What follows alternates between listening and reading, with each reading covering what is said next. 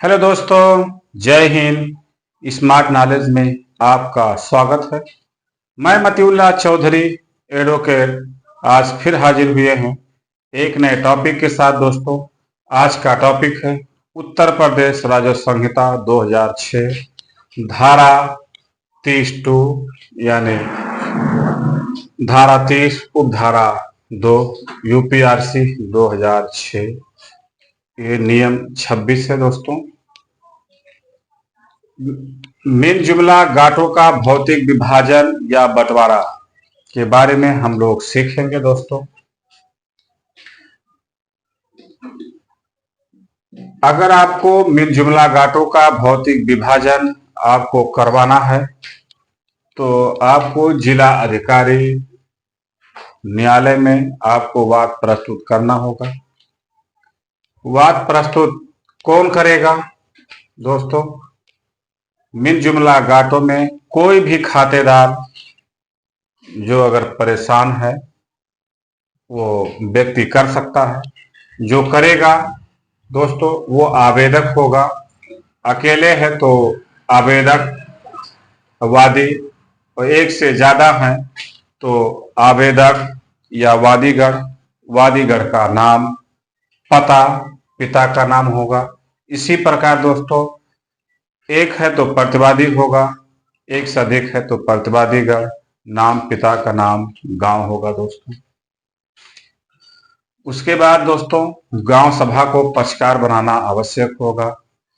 उनके साथ में जो प्रतिवादी हैं, जो आपके सह खातेदार हैं, उनके साथ में गांव सभा भी पक्षकार होगा। वो आवश्यक पक्षकार है। दोस्तों, वो आपको बनाना होगा। मिल जुमला गांठों का आपको विवरण देना होगा कि किस गांठे का आप भौतिक विभाजन कराना चाहते हैं। आपको गांठा होगा, उसका रकबा होगा। दोस्तों, वो किस गांव का है, किस तहसील का है, ये पूरा विवरण आपको देना होगा। दोस्तों, उसमें ये देना होगा कि वादी या प्रतिवादी का कितना अंश या हिस्सा है, वो भी लिखना होगा आपको।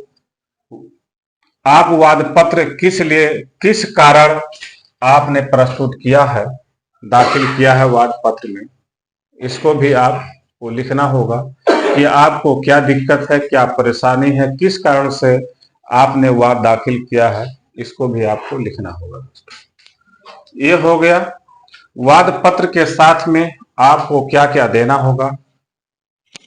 जिस गांठे का आप भौतिक विभाजन आप करवाना चाहते हैं, उस गांठों का वर्तमान खतौनी, वर्तमान खसरा CH 4145 की शत प्रतिलिपि वाद पत्र के साथ आपको संलग्न करना होगा।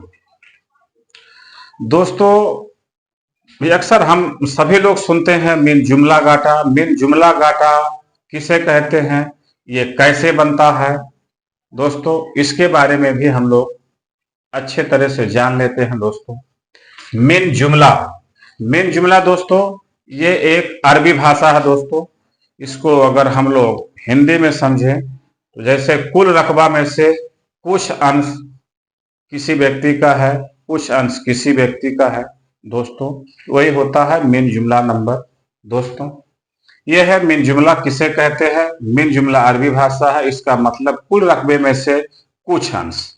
दोस्तों, हमने एक उदाहरण के तौर पे आपको बताने का प्रयास कर रहे हैं कि आपको आसानी से समझ जाए कि मिल कैसे बनता है।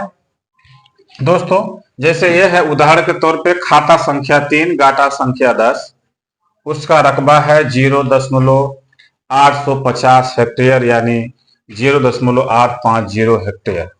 इसके मूल खातेदार है दोस्तों श्यामलाल। अगर श्यामलाल ने कुछ अंश, जैसे ये हमने काल्पनिक नाम लिया है दोस्तों, ये काल्पनिक नाम है जगनारायण, मूल खातेदार श्यामलाल थे।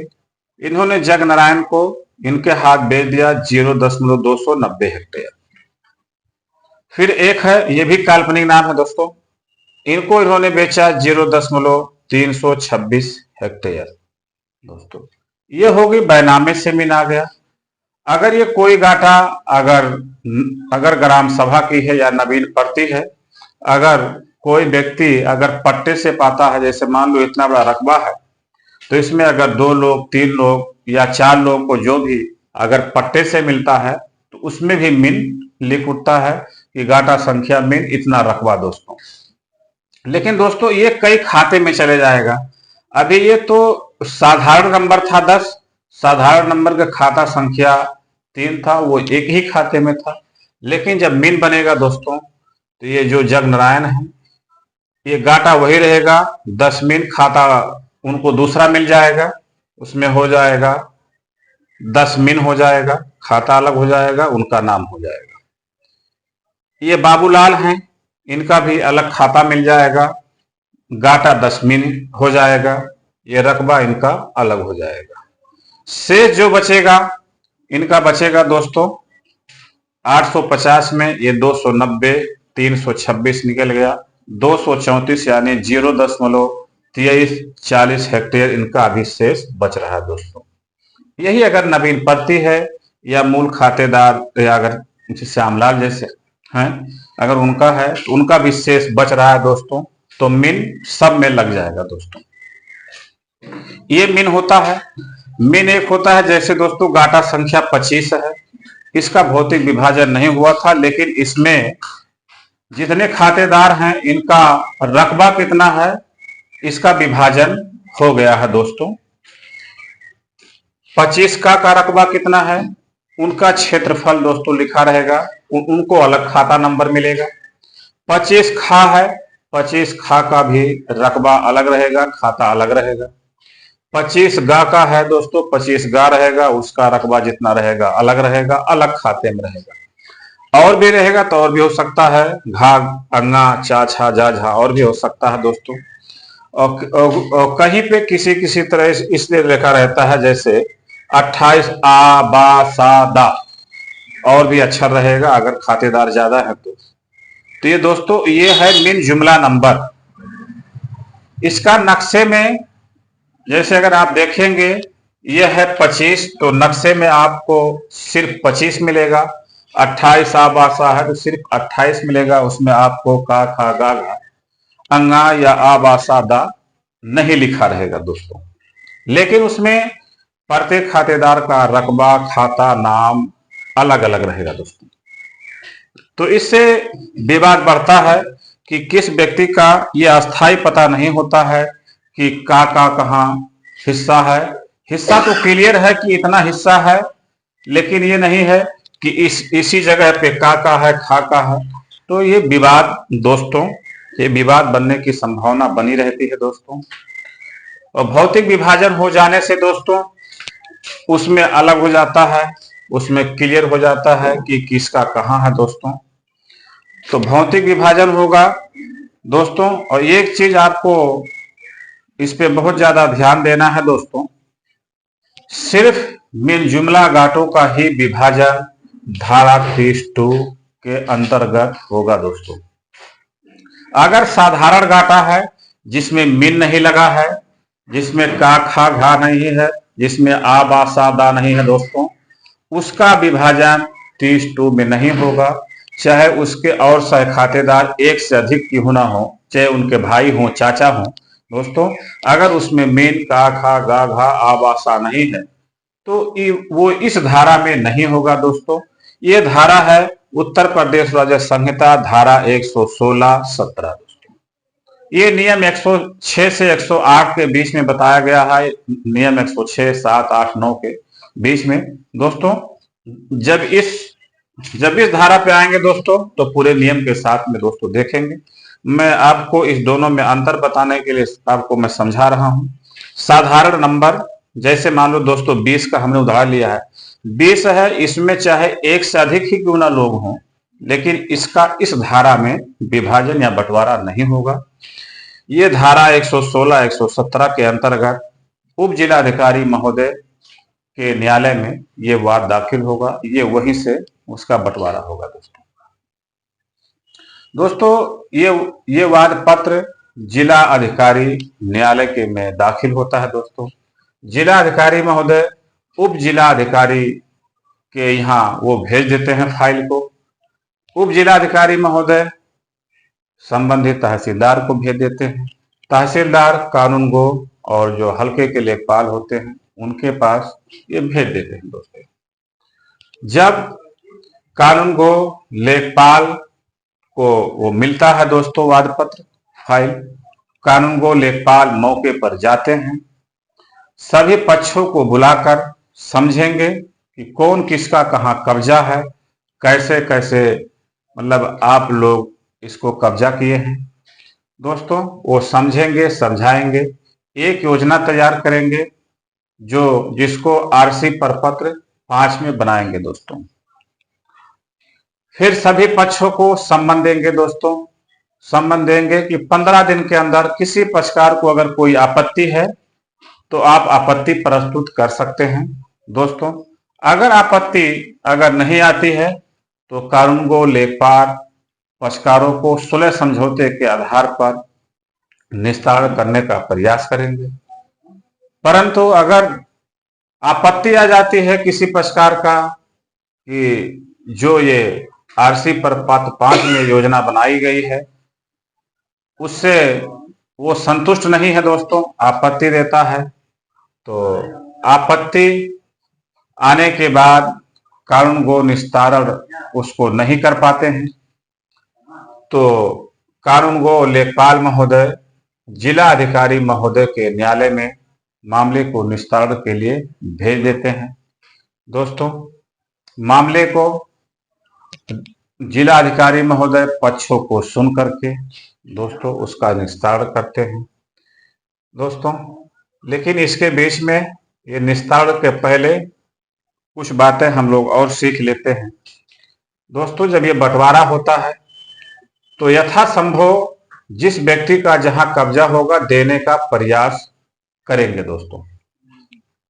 यह ध्यान रखना होगा कि किसी व्यक्ति को ऊंची भूमि या कीमती भूमि ना मिल जाए, या किसी व्यक्ति को नीची भूमि मिल जाए, या कम कीमत की भूमि मिल जाए दोस्तों।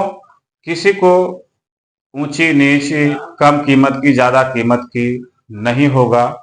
सभी व्यक्तियों का, सभी पक्षकारों का समान होना चाहिए दोस्तों। अगर कोई व्यक्ति उसमें बोरिंग या ट्यूबवेल लगवाया है दोस्तों तो ये पूरा प्रयास किया जाए कि उसको ट्यूबवेल, बोरिंग जहां उसके सिंचाई की साधन हो उसको देने का प्रयास किया जाए दोस्तों। अगर कहीं अगर चकमार्ग है या रोड साइड है दोस्तों तो उसको ये प्रयास किया जाए कि किसी व्यक्ति का उसमें नुकसान ना हो दोस्तों, तो पूरा प्रयास करके कि समान होना चाहिए दोस्तों। उसके बाद दोस्तों ये मैं आरसी प्रपत्र 5 का मैं एक उदाहरण के तौर पर मैं आपको बताया हूं कि आपको जल्दी से समझ में आ जाए दोस्तों। जैसे ये है गाटा संख्या 10 मिन, इसका कुल क्षेत्रफल है दोस्तों 0.850 हेक्टेयर। प्रत्येक खातेदार का नाम, खातेदार का क्षेत्रफल विभिन्न रंगों में दोस्तों। जैसे दोस्तों 850 तो कुल रकबा था, इसमें श्यामलाल इतना बेचने के बाद फिर भी इनका इतना शेष बच रहा है। ये हो गए जगनारायण का 0.290 हेक्टेयर, बाबूलाल का 0.326 हेक्टेयर, टोटल आ गया 0.850 हेक्टेयर दोस्तों। अब दोस्तों इसको पहचानने के लिए जैसे दोस्तों ये श्यामलाल हैं, ये जगनारायण हैं, ये बाबूलाल हैं दोस्तों। आपने भी सुना होगा कि रंग भेदी नक्शा, तो दोस्तों यही बनता है। अभी आगे हम लोग और सीखेंगे। जब बना तो श्यामलाल को दिया गया, ये काला बनाया गया दोस्तों, काला रंग से इसको रंगा गया। जैसे नक्शा यही है तो इनको यहाँ काला रंग दिया गया। जगनारायण जो 290 हेक्टेयर के हैं, 0.290, इनको नीला रंग से दोस्तों। मैं तो एक बहुत अच्छे तरीके से नहीं कर पाया हूं, सिर्फ मैं आपको समझाने के लिए आपको बताया हूं। ये जगनारायण हो गए नीला रंग, एक हरा रंग है दोस्तों, ये हो गए बाबूलाल दोस्तों। यही रंग भेदी नक्शा दोस्तों, बोलचाल की भाषा में या तो लोग ही कहते हैं कि रंग भेदी नक्शा दोस्तों यही है। ऐसे बनेगा दोस्तों। दोस्तों बनने के बाद न्यायालय पक्षकारों को सुन करके संतुष्ट होता है दोस्तों, तो आदेश पारित करता है दोस्तों। आदेश पारित होने के बाद दोस्तों खतौनी खसरा नक्शे में संशोधन किया जाता है दोस्तों। जितनी प्रक्रिया है, प्रक्रिया पूरी होने के बाद, आदेश होने के बाद दोस्तों खतौनी खसरा नक्शा में संशोधन किया जाएगा। ये प्रक्रिया पूरा हो जाता है दोस्तों। दोस्तों अगर एक बार में समझ में नहीं आ रहा है दोस्तों, तो एक बार दो बार देखेंगे दोस्तों, ये पक्का है आपको भी समझ में आ जाएगा दोस्तों। कोई चीज एक बार में तुरंत समझ में नहीं आती है दोस्तों, जब उसको एक बार दो बार आप 4 बार देखेंगे दोस्तों, तो ये वादा है आपको भी समझ में आ जाएगा दोस्तों। ये हमने आपको सरल भाषा में बताने का प्रयास किया है दोस्तों। ये मेरा मोबाइल नंबर है 8791737339। दोस्तों अगर किसी हमारे साथी को अगर कोई उनके मन में अगर कोई डाउट है, या कोई उत्तर प्रदेश राज्य संहिता या जमीन से संबंधित भूमापन या उत्तर प्रदेश जो चकबंदी अधिनियम के बारे में अगर कोई उनको सवाल पूछना दोस्तों, इस नंबर पर कॉल करके दोस्तों सवाल पूछ सकते हैं, जवाब देने का पूरा प्रयास किया जाएगा दोस्तों। वीडियो कैसा लगा कमेंट में जरूर लिखें। लाइक शेयर एंड सब्सक्राइब करना ना भूलें।